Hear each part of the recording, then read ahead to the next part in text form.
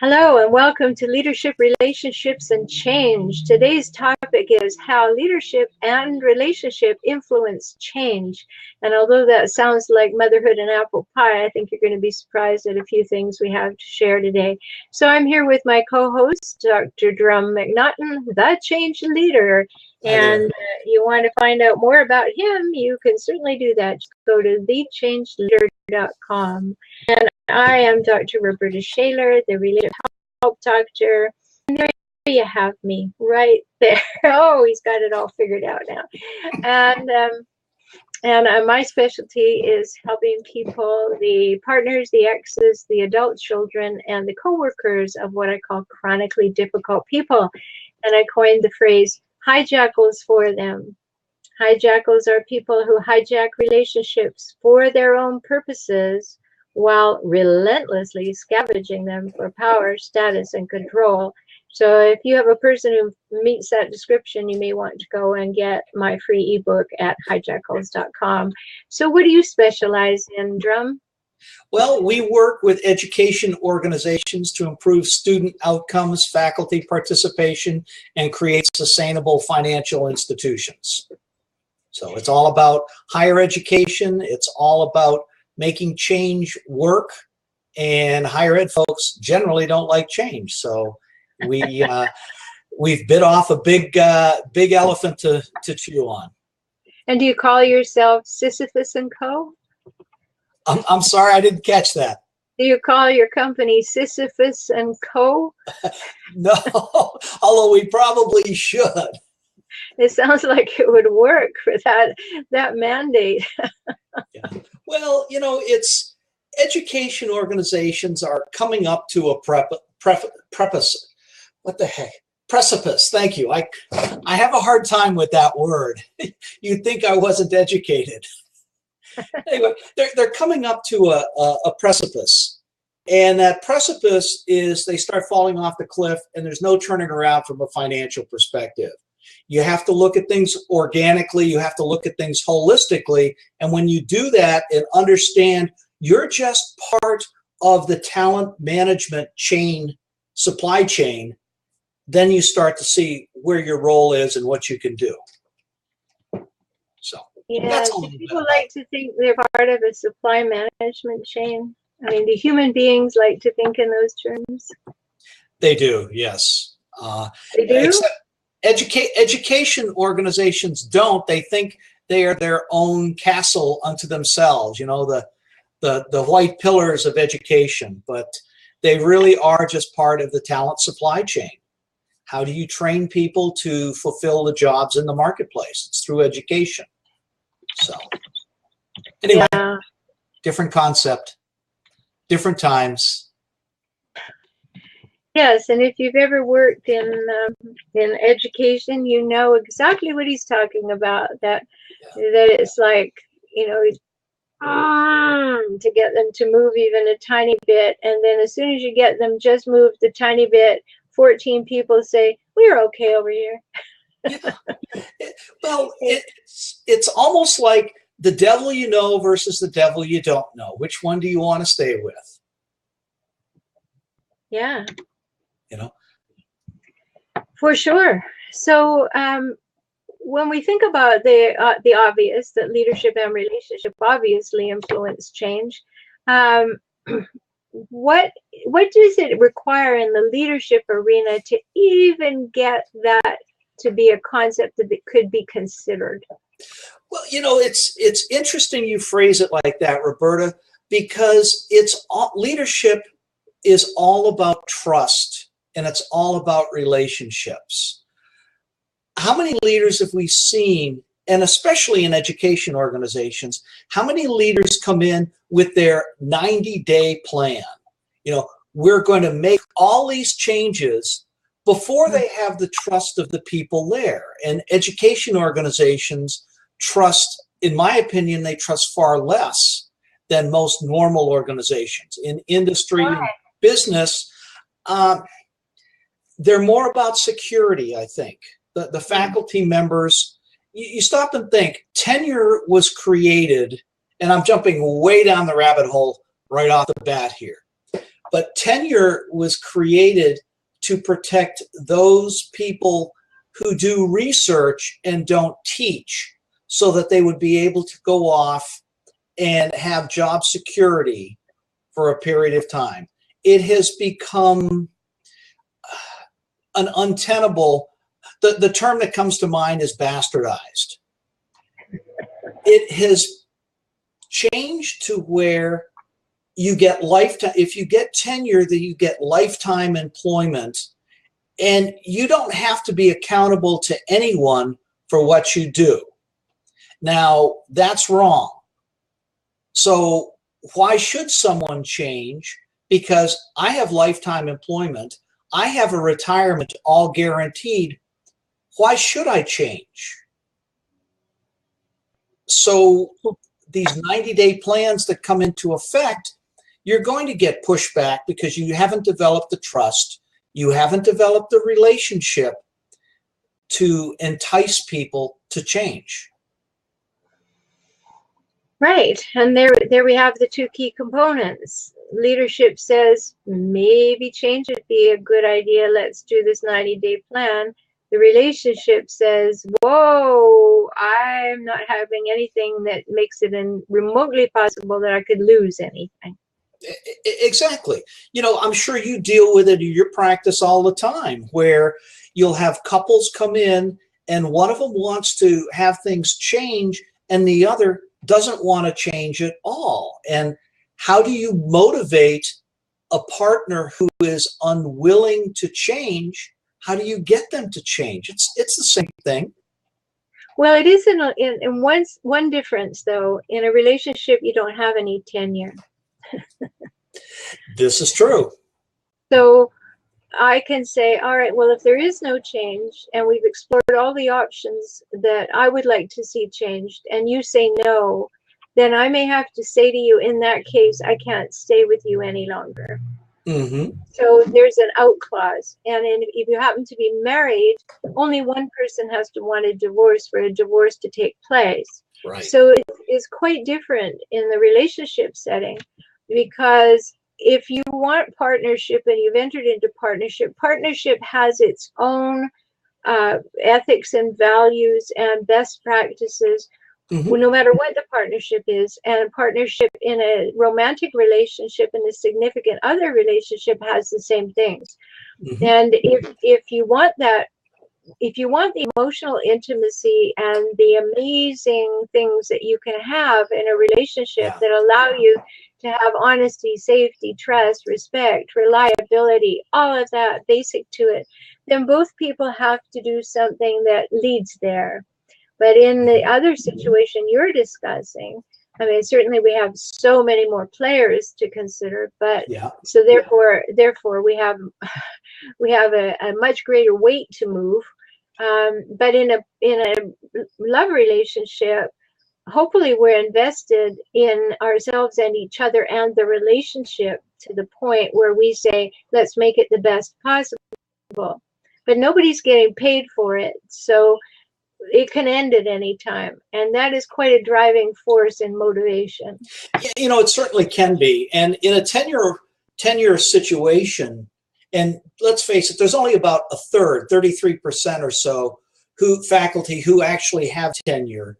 Most of the faculty now are adjuncts, part-time, contingency faculty, whatever you call them. They don't have a long-term contract. In fact, most of them are term to term, which, you know, leads to whole other issues as well. But you can fire a tenured faculty, but the preponderance of evidence has to be so overwhelming. Most folks aren't willing to go through that level of challenges. Right, and it's long, and that's one of the big problems, is just being able to have the tenacity to stick through a process that takes a long time of holding a position and holding a goal and jumping hoops and a lot of legality. And so, you know, in that way it's similar to marriage. But there is a way out. That's a good thing, but in marriage it's a little bit different because we didn't come together for the same reasons Right. entirely. Yeah. Yeah. Certainly there are great similarities and metaphors that we can draw, but that's not the same. So, when we look at change in a relationship, one person can say there has to be change or I'm out of here.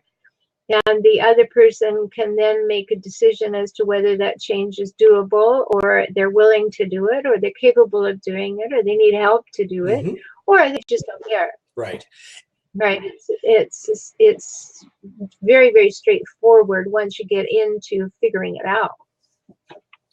I understand exactly what you're saying. The universities do have an out, as do most organizations, is if there are financial issues, then in fact, they can go ahead and lay off a number of people, but they have to declare a financial emergency to do it. And most organizations, most universities are unwilling to do that because it sends a real negative signal to potential students, which is their lifeblood. That's how they get their revenues.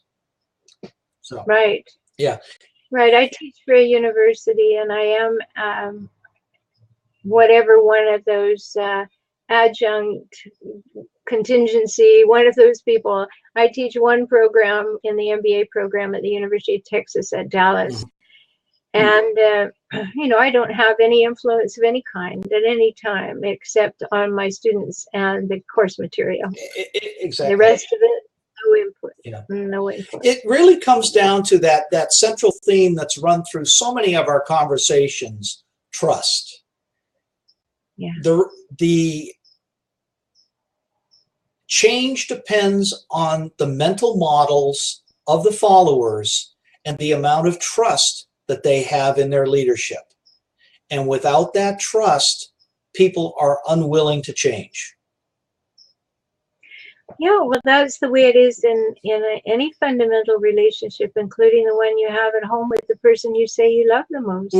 If you can't trust them, it erodes everything, and it doesn't open doors to try new things. Yeah, and when we talk about trust, we're not talking about can I trust you with my money or things like that.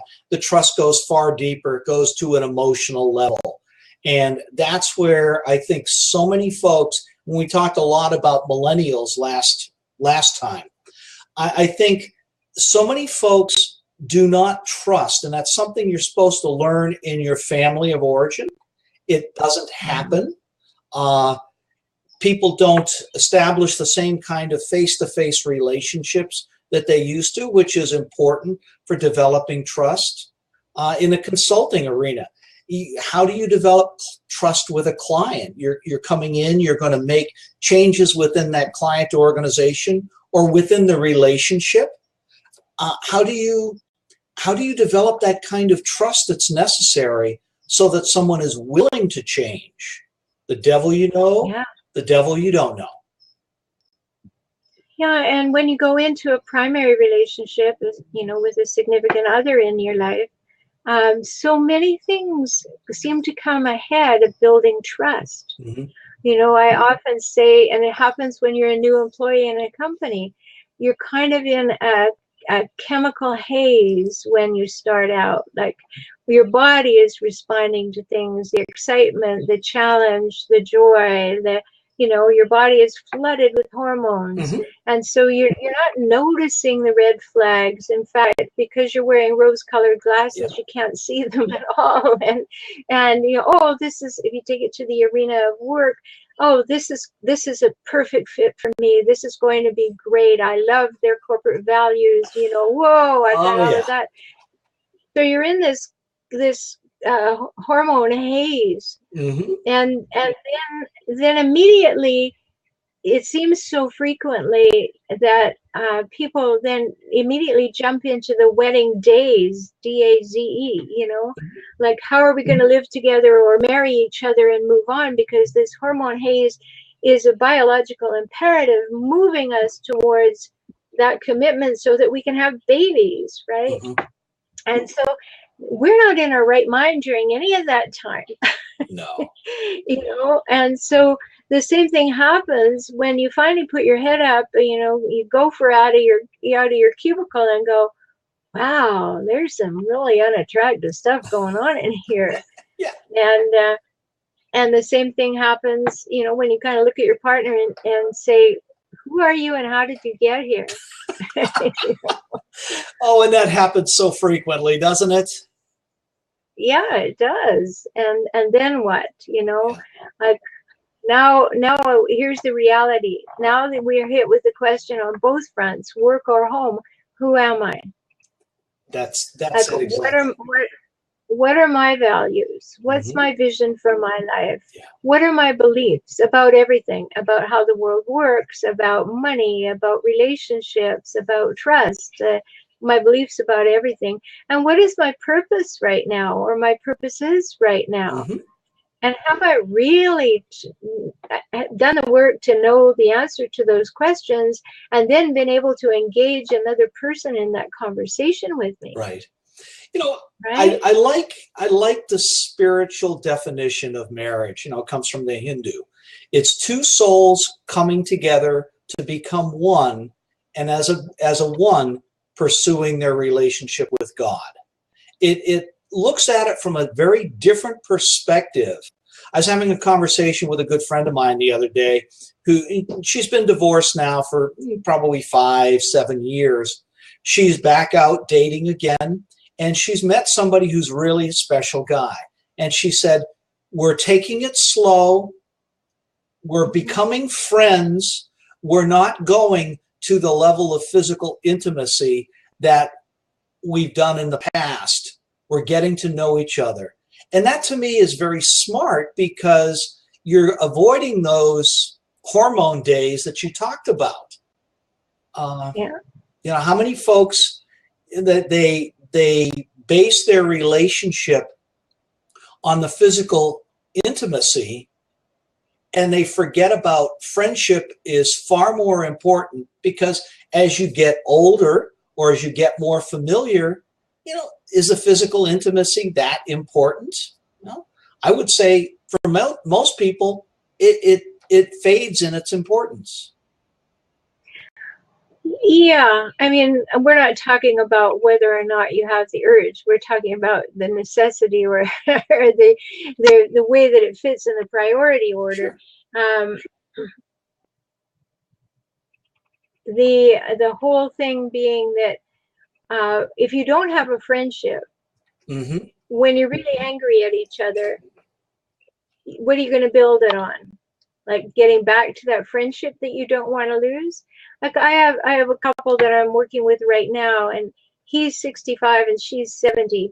And the complaint is that they've been together 14 years, but he breaks up with her every couple of months because she won't stick to a sex schedule. And I said to them, and you call this a relationship?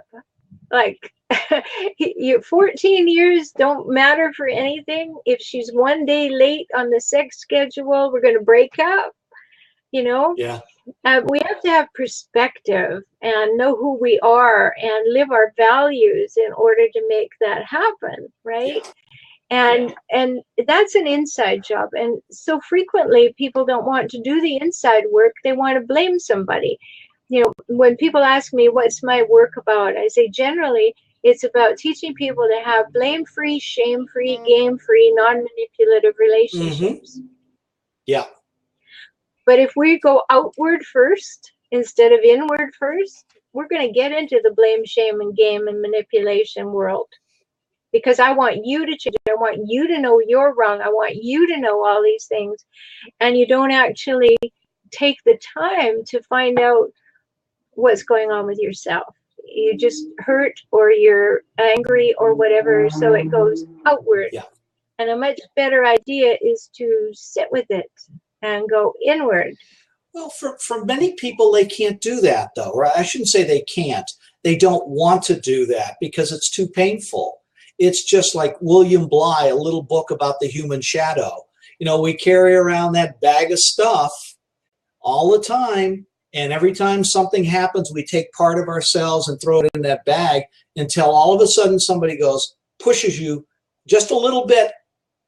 the roar comes out. It's because Okay. we've not taken the time to put back those pieces onto ourselves that we have discounted or we've allowed others to discount. It's like what Eleanor Roosevelt used to say, no one can make a fool of yourself unless you let them do it. Right. Yeah. When they can't do it without your consent. Yep. And it's true. It's an unwelcome truth because that means you have to be self-aware and you have to be able to be self-reflective. Yes. Which means Yes. that you have to spend time with you. Mm-hmm. And so many people like to be about the outward push, like, where do I go? Who do I see? What do I do? Yeah. And keep me busy, keep me outward focused. And eventually you just fall on your face when you're doing that all the time because you're always looking for someone to blame. It's always an out there problem. And that's where, for me, and I know for you as well, meditation plays such a huge part in being able to quiet the mind to understand who we truly are.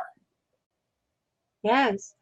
And taking that time every day, a couple of times a day to, when my husband and I wrote Soul Solitude, taking time for our souls to catch up, we simplified it. Yeah. It simply says, sit, fall silent, listen. Yep. But how long do people demonstrate a willingness to do that? Many people will start to meditate or do what I just said, it's much simpler. And then it becomes clouded over with doing because they don't know how to be a human being. They only know how to be a human doing. Yeah. Yeah. Absolutely. And that's an old saw, but it is true. Because to actually be in the moment, you have to have soul solitude. You have to be willing to be there with yourself, open to consciousness, and knowing that you're not doing it alone. One of my favorite spiritual teachers is Joel Goldsmith, and he makes it really simple because he says, sit, fall silent. Those are my words, and listen. In my words, he said, and then, allow yourself to go into that space until you know that God is on the field, and then get up and mow the lawn, right? Yeah. And he said, 3 minutes is fine as long as you can make that contact. And if you can't make the contact in 3 minutes, then go mow the lawn and come back in a while. Yeah. If you're not in that right place to be fully present. And sometimes we're just not in that right place to be fully present in our relationship or at work, right? We're not there. We're scattered. We're all over the place. We've got expectations on us and expectations of us, and we're a little addicted to drama and living in each other's pockets and corners and pains and stories.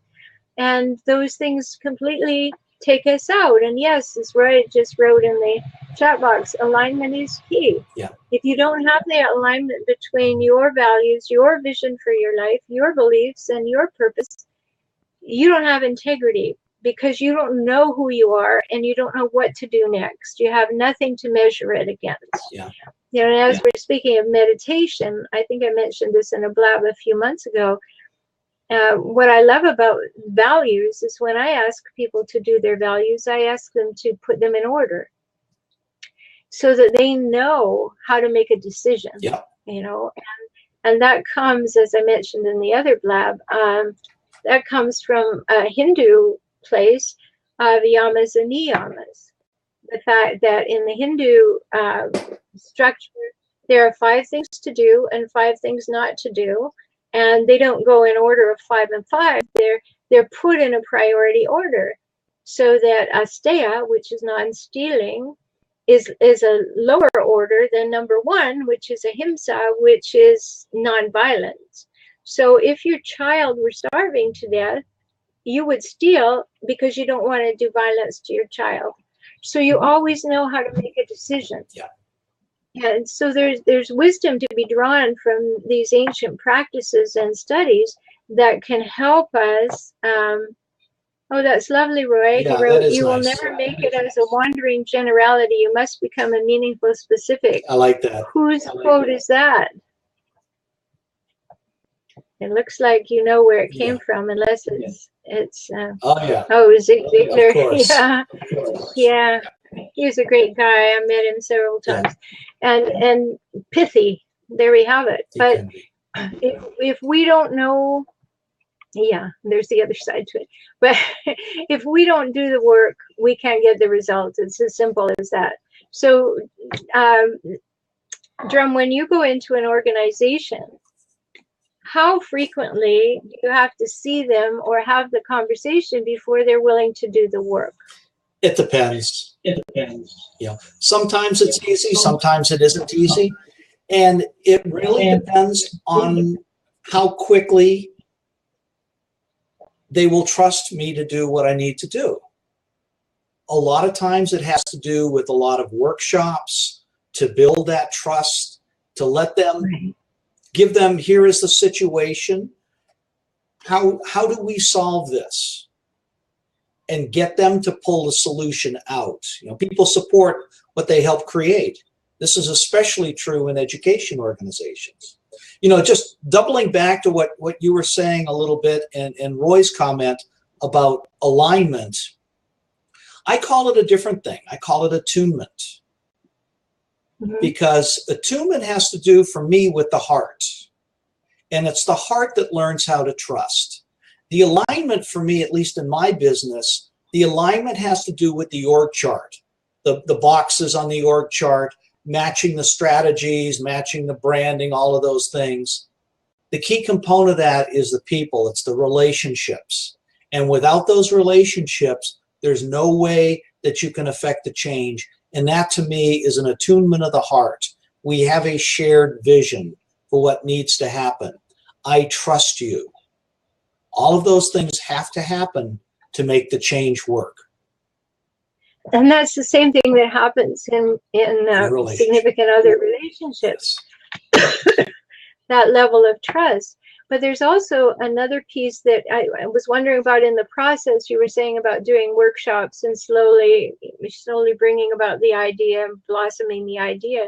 I find that people do need a place and a time where they're allowed to just say what's on their minds without judgment. Yes. That they're just listened to, right? So that they can use their auditory processing to find out what they're willing to say. And in knowing what they're willing to say, then they can hear it themselves better than when it just ran around in their head. So sometimes it's a really great idea to just say, well, let's just talk about what's up internally without any judgment, without any blame, without any of that. Let's just say, talk about your feelings, talk about what you're thinking, talk about your needs, talk about your wants, and just make space for that. Yeah. That is, I think, easier to do with couples than it is to do in the workplace. Because to even have that conversation, there has to be some sort of foundational trust. And in most organizations that I go into, there isn't that. I mean, you've heard me say before, when someone moves from faculty up to administrator, the perception is that they've lost 20 points of IQ and they really don't know what they're doing anymore. Unfortunately, that's not the case. They usually come from faculty, but they're the enemy. Instead of looking at it, the enemy is, you know, we as Pogo, the old comic that I love, we've met the enemy and he is us. Yes. Instead of looking outside the organization, not so much for enemies, but just seeing this is the way the environment has changed. We need to change to match it. Faculty make administration the enemy, and it becomes counterproductive. That's why you see so many organizations coming up to that precipice and starting to head off. Yeah, when you talk about precipices and heading off, I think of lemmings immediately. Yes. Right. And that's not a great image. That's exactly what it is. You know, I remember my, parents used to say, well, if somebody else jumped off the Brooklyn Bridge, would you do the same thing? It's like, well, of course not. But that's the way it is. You'll get one person that jumps on, we can't trust the administration, and everybody, or not everybody, many people do that same thing. The rational mind turns off, the emotional mind turns on. There you have it. Yes. Such important stuff to talk about. You know, when you're, as I was holding up this, remember that you can find so much more about Drumm and these important concepts at thechangeleader.com. And if you want to talk about your relationship, you'll find me over there, and at forrelationshiphelp.com. One last point, if I may, Rhoberta.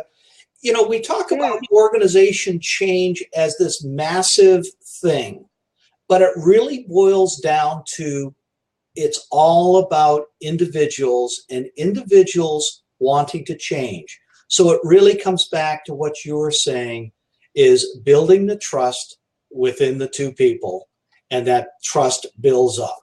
There's always, I hate to call it one ringleader, but there's always one leader in the organization who everyone looks to. And if you can build a trust with that person and they can become an advocate for what needs to happen, you have a far better chance of employing the trust and making the changes that need to happen. Yeah, and in that regard, just think of the variety of families people came from to come into an organization. Yeah. And what they have learned about trust. And then just think about how big an issue that actually is. Because even when I'm working with a couple, they're two completely different backgrounds, perhaps, different ways of managing conflict, different ways of managing anger, different expectations that they didn't get down to and talk about before they decided to commit to one another. And then they're shocked after they've come out of the chemical haze and the wedding days. I remember one young couple came in to see me, and they've been married 6 weeks, and they walked in. I'd never met them before. They both looked at me. I said, "How are you doing?" And they both burst into tears. Ouch. I didn't know it was going to be like this. I didn't know it was going to be like this. You know, no expectation, no understanding, no thought about what happens when we're done with who's got the ring, who's got the music, who's got the caterer, who's got this. Now we've had the honeymoon, and you come back to this lifetime of being together, and it has no structure because they didn't have any of the conversations that would have been very helpful. Now I'm happy to say that we worked it all through. And that's 2 years ago, and they're happy and healthy and moving forward. But that happens, you know, because we don't get in touch with ourselves, and sometimes we're afraid that if we tell the real truth about what we want or feel or need and want, the other person will not like it and they'll go away. And if you ever have that feeling about somebody you're dating or somebody you're about to work with, take note of that, because that tells you, I got more questions to ask here. I must ask more questions, and I must sit with myself and find out, whoa, what was that about? Let me not put rose-colored glasses on around that. Well, at the same time, though, with that, it's how much of their own mental model is coming into this versus how much of what is truly reality. Yes. Just so many components and so many things that are working together or against trust building. So much to talk about as usual. So I hope that you'll join us. We're here every week, and you're listening to Leadership, Relationships, and Change with my partner, Dr. Drumm McNaughton, thechangeleader.com. And my partner, Rhoberta Shaler, with forrelationshiphelp.com.